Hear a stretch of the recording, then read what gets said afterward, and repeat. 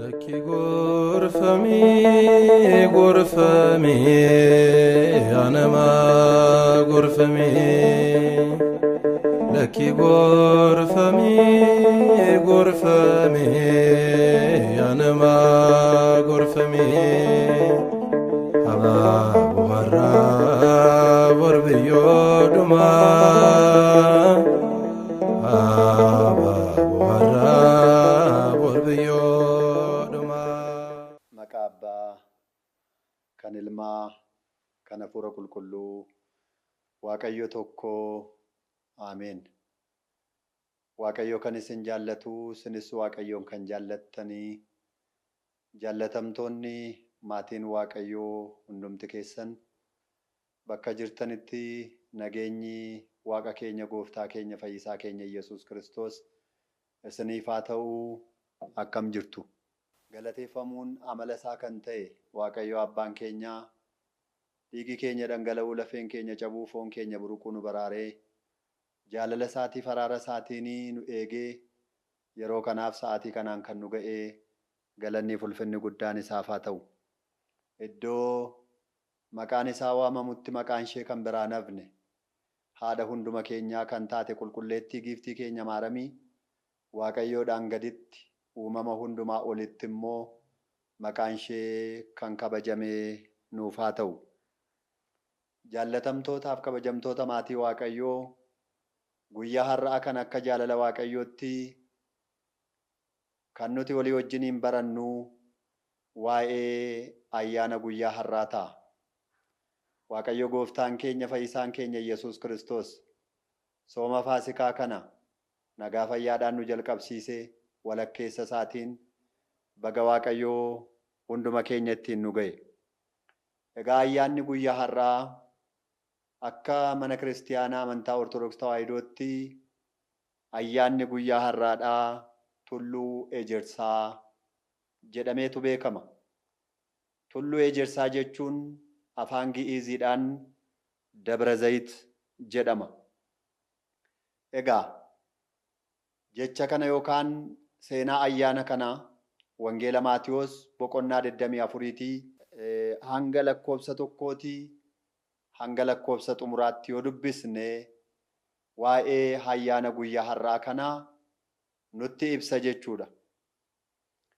Egaa arraba ittiin dubbadhu anaaf akka laatu, isin immoo qalbii ittiin qabattan Waaqayyo isiniif akka kennu iyyamaaf jaalala Waaqayyo Gooftaa keenyaa nuuf haa ta'u jecha barnoota keenya yeroo itti fufnu tulluu ejersaa jechuun mukni ejersaa gurguddaan umurii dheeraa lakkoofsisan tulluu muki kun irratti argamanii jechuudha.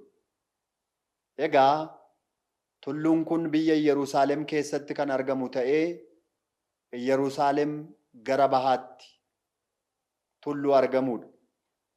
Maqaa Dabra Zayit yookaan tulluu ejersaa jedhu kanas kan argate jecha lamarraati. Tulluu kan jedhuuf muka ejersaa kan jedhu.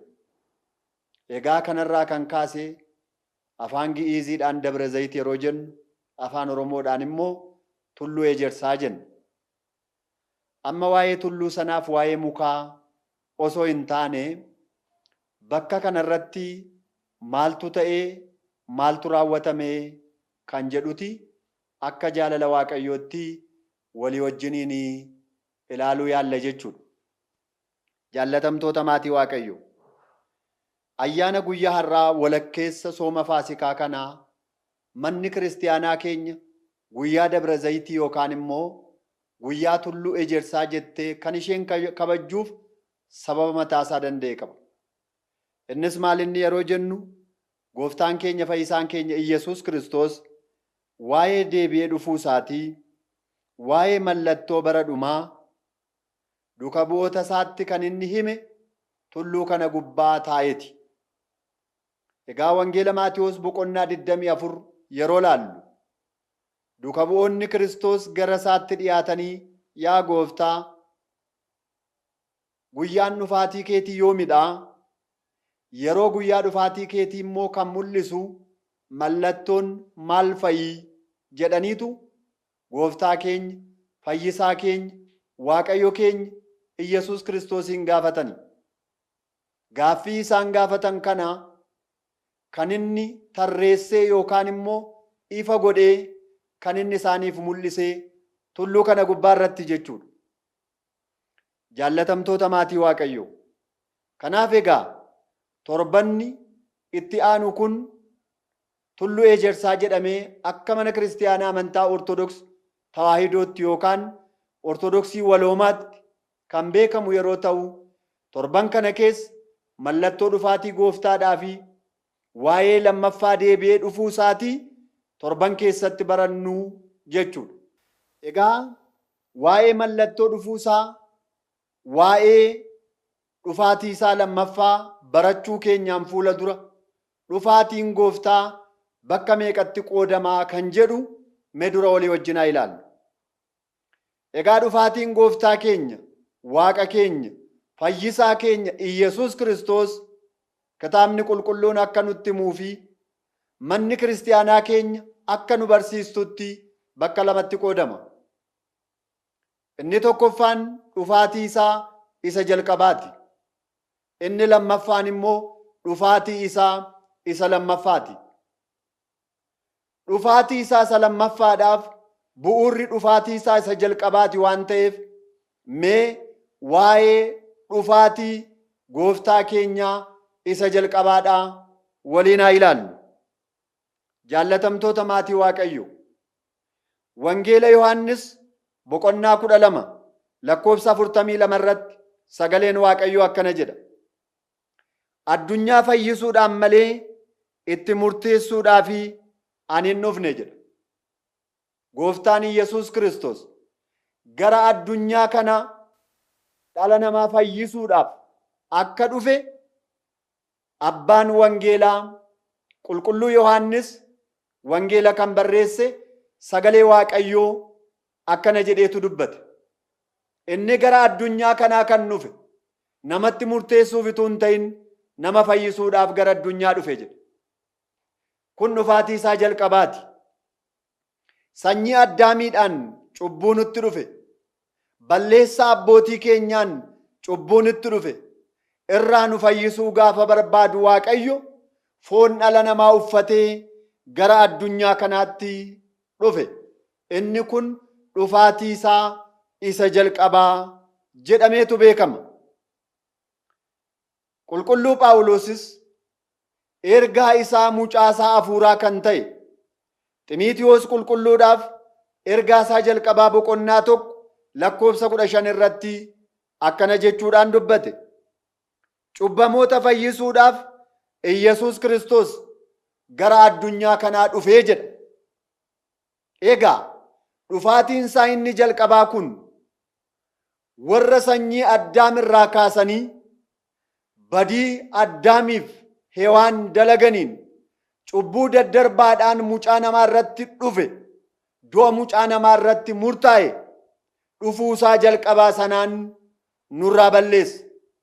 Egaa dhufaatiin isaa jalqabaa kuni, dhufaatiin isaa inni duraa kuni mucaa namaa fayyisuudhaaf akka inni dhufe nu ibsa jechuudha. Jaallatamtoota maatii Waaqayyoo. Kanaadhaafi yeroo dhufe sana sababa cubbuu keenyaaf akka cubbamaatti lakkaawwame. Sababa balleessaa keenyaaf yakka dhalli namaa yakkeef yakkamaa ta'ee Phiilaaxoosii fi Qayyaaffaa fuula duratti, Haannaadhaa fi Qayyaaffaa fuula duratti himatame. Jaallatamtoota maatii Waaqayyoo. Sababa keenyaadhaa fi gonfoo qoraattii yookaan gonfoo qoree mataa isaatti kaawwate. Jaallatamtoota maatii Waaqayyoo. Kanaaf Waaqayyo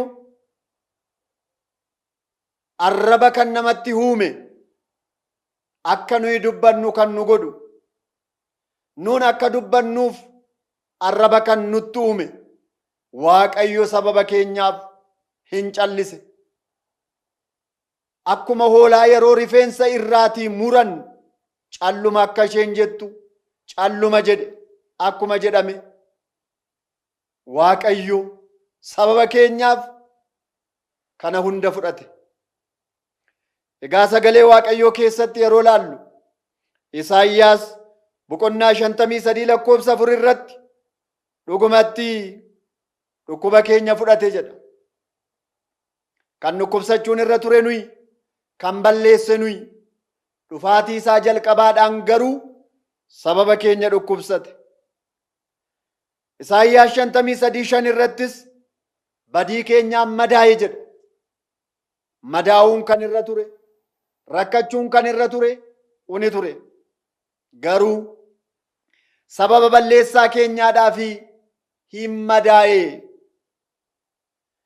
Akkasumallee ni dhiphate, ni gidirame, garuu hin dubbanne. Arraba isaa hin saaqqanne, hin dubbanne jedha. Jaallatamtootaaf kabajamtoota maatii Waaqayyoo, ba'aarraa nu boqochiisuuf, boqonnaa nuuf kennuuf ba'aa keenya baate. Nu boqochiisuudhaaf inni ofii ba'aa keenya hunda baate. Du'a jalaa nu oolchuuf du'a keenya du'e.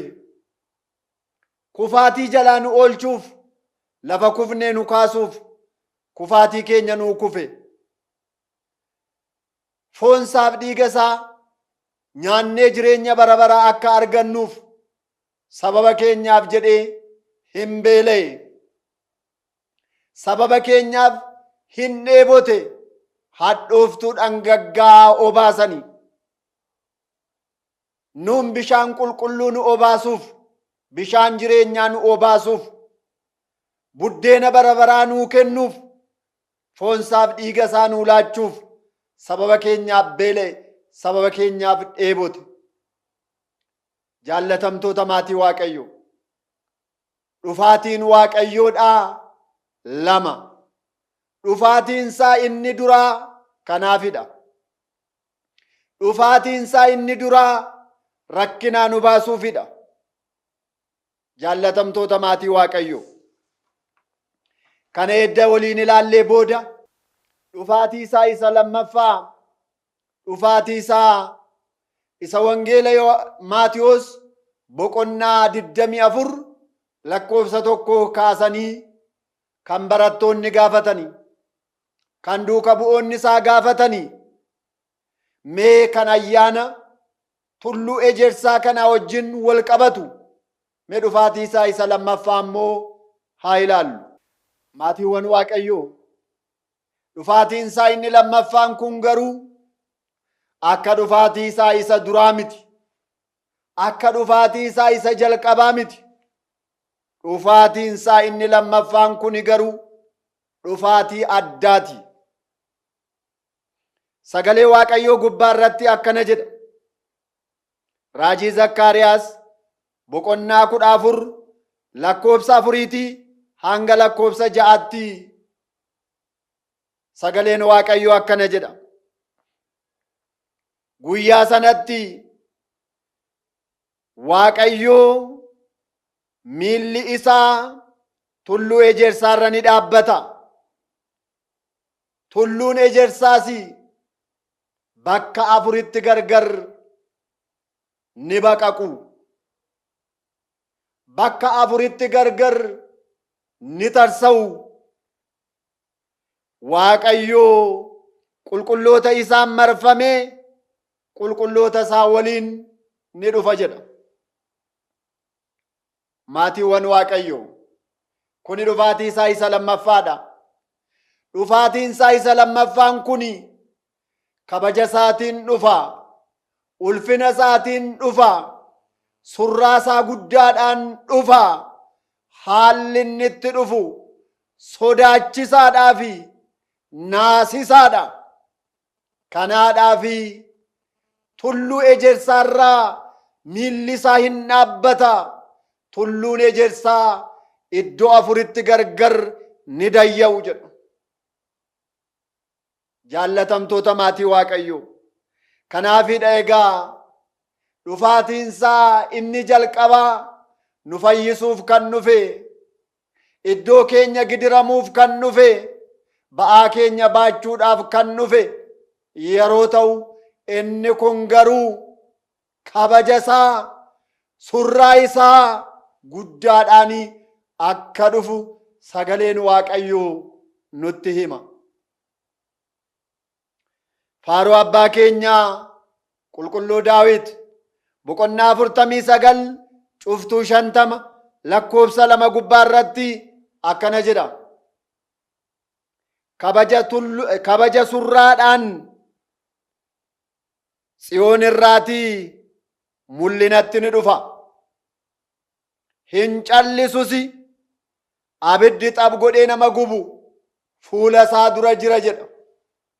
Maatiiwwan Waaqayyoo,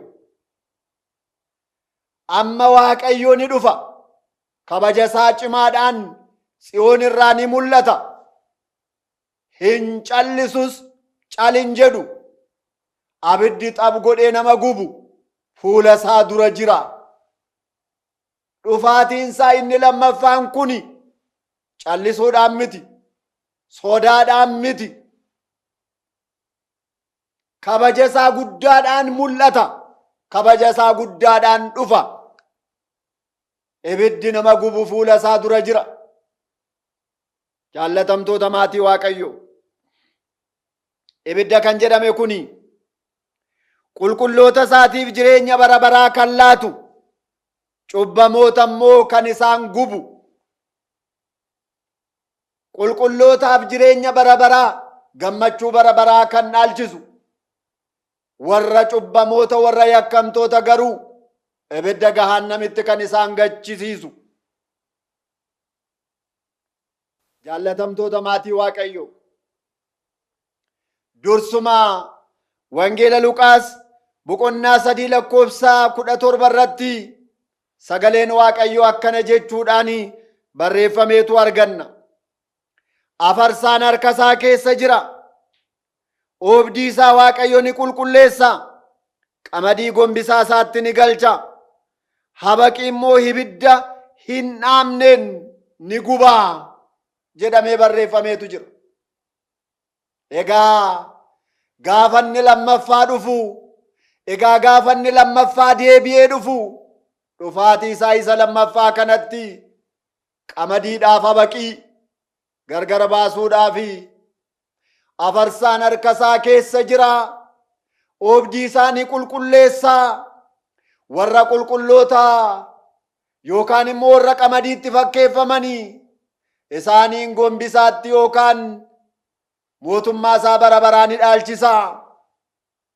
Warra habaqiitti fakkeeffamanii cubbamoota garuu gara ibidda bara baraa isaa hin dhaamne bara baraan, iddoo suukanneessaa, iddoo nama yaaddeessu, iddoo nama gaddisiisu, iddoo nama sodaachisu, iddoo sanatti isaaniin ni galchaa jedhee akkuma sagaleen Waaqayyoo dubbatee jiru dhufaatii isaa inni lammaffaan egaa isa kana jechuudha.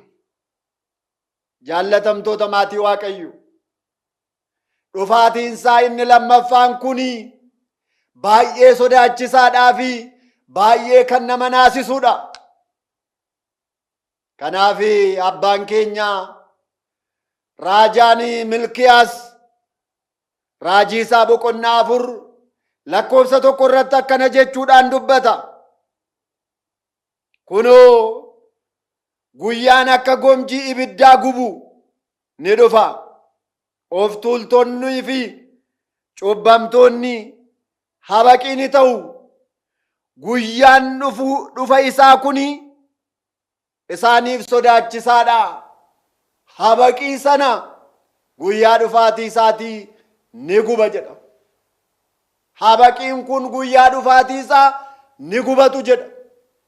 Maatiiwwan Waaqayyoo, habaqii kan jedhamu warra akka seera Waaqayyootti hin jiraanne, warra harka isaanii keessaa qophaa'anii qophii hin qabne, warra gaabbiidhaan gara Waaqayyootti hin deebine, warra foonsaaf dhiiga isaan fudhanne, warra akka sagalee Waaqayyootti jiraatanii fuula Waaqayyoo duratti hojii gaarii gudunfatanii hin qabne, isaan habaqiitti fakkeeffamu.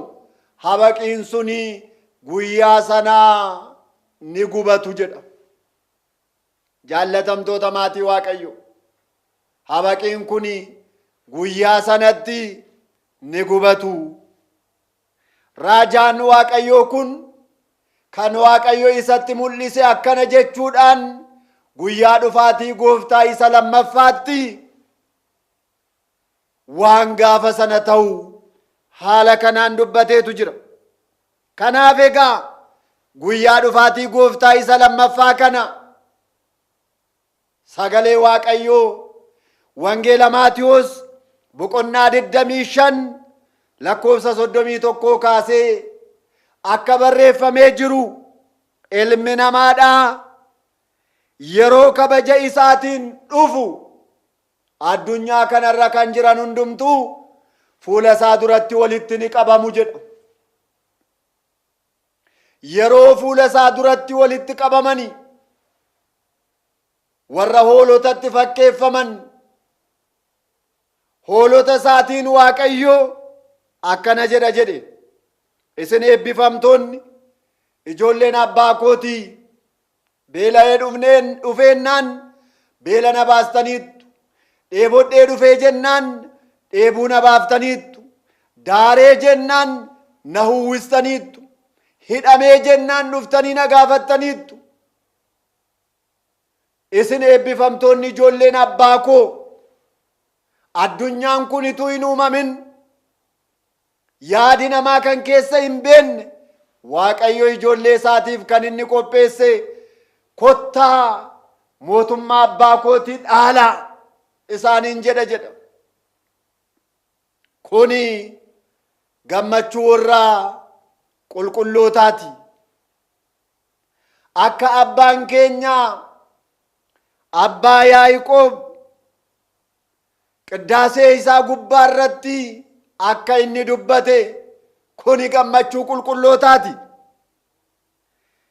Lakkoofsa boqonnaa 25 Maatiyos lakkoofsa 41 irratti immoo warra cubbamoota, warra re'eetti fakkeeffamaniin gara bitaatti galagalee akkana isaaniin jedha, isin abaaramoo nanaa, argaa koo duraa fagaadhaa, ergamoota isaatiif seexanaaf kan qophaa'e gara ibidda bara baraatti adeema.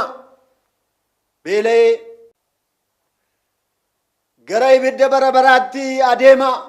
Beela'ee dhufee jennaan beela nan baafne, dheebodhee dhufnaan dheebuu nan baafne, daaree nan uwwisne, dhukkubsadhee dhuftanii nan gaafanne, hidhamee jennaan dhuftanii nan gaafanne, argaa koo duraa adeema ittiin jedha. Kana abbaan keenya Yaaqoob,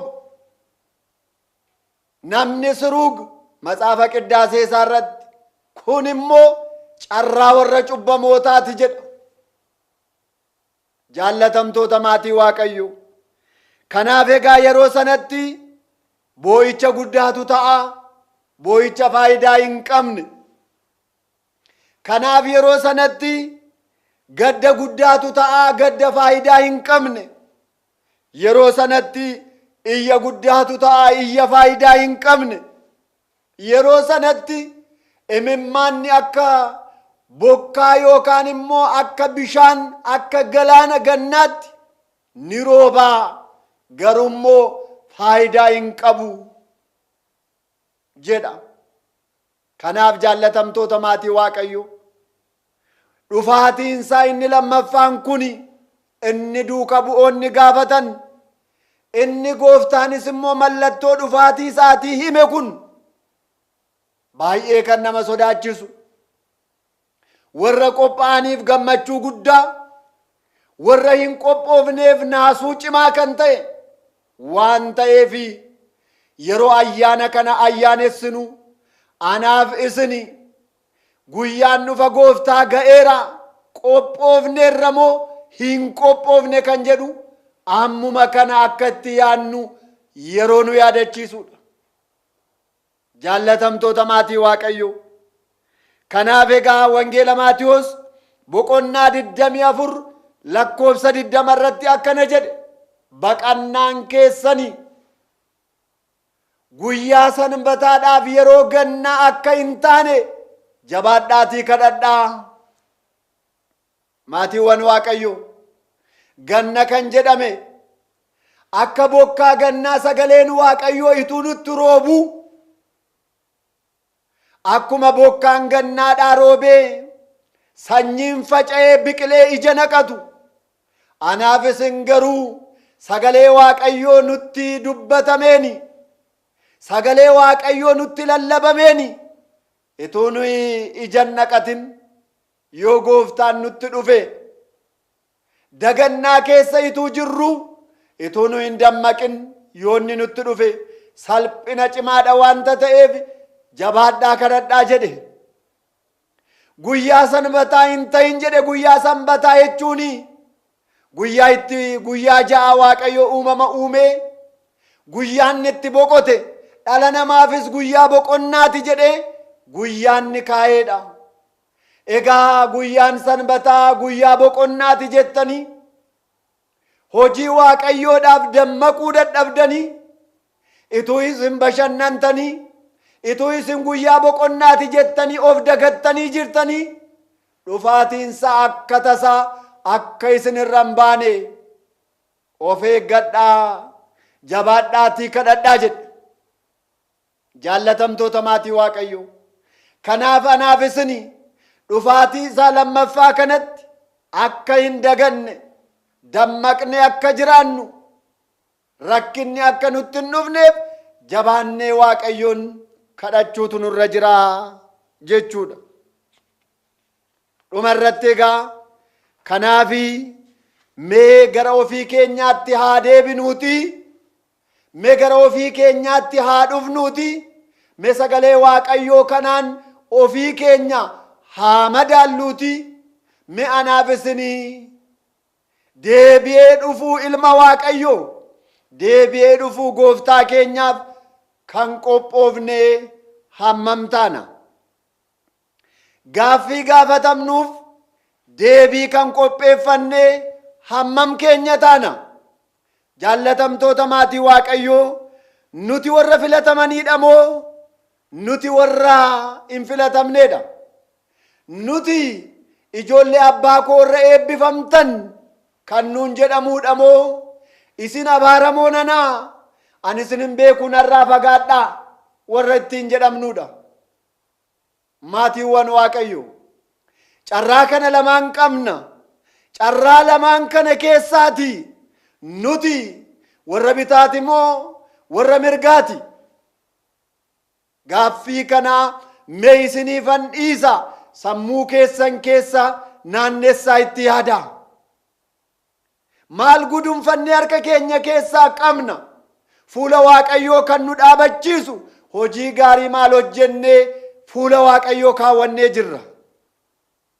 Maatiiwwan Waaqayyoo, kana isiniifan dhiisa. Deebiin isaa garuu harka koof harka keessan jira. Ammas guyyaan hin dhiine, ammas yeroon hin dabarre. Jaallatamtoota maatii Waaqayyoo, ergaa qulqulluu Phaawulos gara saba Qorontos isa lammaffaa boqonnaa 6 lakkoofsi 2 akkana jedha. Kunoo yeroo jaallatamaan amma, guyyaan fayyinaas har'uma jedha. Kanaafiyyuu jaallatamtoota maatii Waaqayyoo, ayyaana Dabra Zayiti, ayyaana Tulluu Ejersaa kana yeroo ayyaanessinu asuma irra dhaabbannee anaaf isin har'uma kana yeroodhuma kana qalbii diddiirrannaadhaa fi namummaa keenya akka qopheeffannu, namummaa keenya akka qopheessinu itti yaaduutu nurra jira. Waaqayyo hunda keenya yaada akkasii nama yaadnu nu haa taasisu. Dhumarratti egaa barumsa keenya yeroo walitti qabnu, yeroo goornu, dhufaatiinsaa inni jalqabaa fayyina keenya xumuruudhaaf dhufe. Akkuma waadaa seene foon dhala namaa uffate badii Addaamiif Hewaaniin nurra ga'e nurraa ajjeese du'a nurraa kaasee xumureera. Inni lammaffaa inni dhufu garuu madaalliidhaaf dhufa. Madaalliin kun anaaf isin kan keessatti qooda fudhannu, anaaf isin kan keessatti hirmaannu madaallii kennuudhaaf dhufa. Gaarii kan hojjetaniif gatii isaanii, hamaa kan hojjetaniif adaba isaanii kennuudhaaf dhufa. Maatiiwwan Waaqayyoo, kanaaf iyyuu dhufaatii isaa lammaffaan garuu kana waan of keessaa qabuuf anaaf isin jabaachuutu nurra jira. Madaalliin ittiin madaalamnu kunis maali? Amannee cuuphamuu, fooniif dhiiga isaa fudhachuu, cubbuurraa deebinee gaabbii galuu, hojii amantii, amala sagalee Waaqayyoo ija naqachuudhaan agarsiifnu isa madaalamna. Isa nu madaaluudhaaf dhufa. Akka hojii keenyaatti gatii keenya nuu kennuudhaaf dhufa. Kanaaf jaallatamtoota maatii Waaqayyoo, jabaannee dammaqnee haa dhaabannu. Hin dhufa Waaqayyo, hin turu. Kanaadhaaf anaaf isin guyyaa dhufaatii isaatii akka hin salphanne ammuma kana qophoofnee eeggachuutu nurra jira. Wangeela Maatiyos boqonnaa 24 lakkoofsa 44 irratti akkana jedhee nutti dubbateera. Inni afaan isaatiin qophaa'aatii jiraadhaa. Maatiiwwan Waaqayyoo qophoofnee haa jiraannu. Guyyaan waamicha Waaqayyoo nu qaqqabu hin beeknu. Kanaaf qophoofnee haa jiraannu. Luqaas boqonnaa 12 lakkoofsa 47 irratti hojjetaan hayyama gooftaa isaa beekee kan hin qophoofne akka hayyama isaatiittis kan hin deddeebine hojjetaan suni hedduu ni reebama jedha. Gooftaan koo hin tura jedhee of dagatee bakka kaa'ame irratti imaanaatti kenname irratti hojii dhiisee hojjetaan argamu gaafa gooftaan isaa akka dagu akka tasaa isarra ba'u namni sun rakkina guddaatti isa quunnama. Hin reebama. Aangoo isaarraa hin molqama jedhe. Maatiiwwan Waaqayyoo, kanaaf dagachuun nurra hin jiru. Of hin dagannu. Of dagattanii taa'uunis nurra hin jiru. Kan hin qorromne qurbaanaan haa murtoofnu. Kan gaabbii hin galle gaabbii haa gallu. Sagalee Waaqayyoo dhageenyeen ija 30, ija 60, ija 100 naqachuudhaaf haa tattaafannu. Walumaa galatti egaa ayyaanni Dabra Zayitii yookaan ayyaanni Tulluu Ejersaa kun kana of keessatti qabatee jira. Dhufaatiin isaa bifa lama jenne. Inni jalqabaa nu fayyisuuf isa dhufe. Inni lammaffaa kun garuu murtoo kennuuf isa dhufuudha. Kanaaf maatiiwwan Waaqayyoo, dhufaatii isaa isa jalqabaarraa akka hirmaanne, dhufaatii isaa isa lammaffaa kana irratti akka hin salphanneef amantii keenyaan jabaannee haa jiraannu. Egaa torban kana kan nuti barannu kana jechuudha. Manni kiristaanaa keenya kan nu barsiistu kana jechuudha. Kanaaf dubbii Waaqayyoo dhageenye kanaan qophoofnee akka jiraannu Waaqayyo hunda keenya nu haa gargaaru. Ayyaana walakkeessa sooma keenyaa, ayyaana Dabra Zayitii Tulluu Ejersaa kanaan kan nu ga'e, ayyaana ifa du'aa ka'uu isaanis Waaqayyo hunda keenya ittiin nu haa ga'u. Kan nu barsiise, kan nu gorse Waaqayyo keenyaaf galanni ulfinni guddaan isaaf haa ta'u. Nu kaasee kan nu jalqabsiise kan nu xumursiise galanni haa ta'u. Waaqayyo tokko kan ta'an Abbaaf, Ilma, Hafuura Qulqulluudhaaf har'as boris bara baraan. Ameen. Lakki gorfamee gorfamee yaa namaa gorfamee لكي غرفمي غرفمي أنا ما غرفمي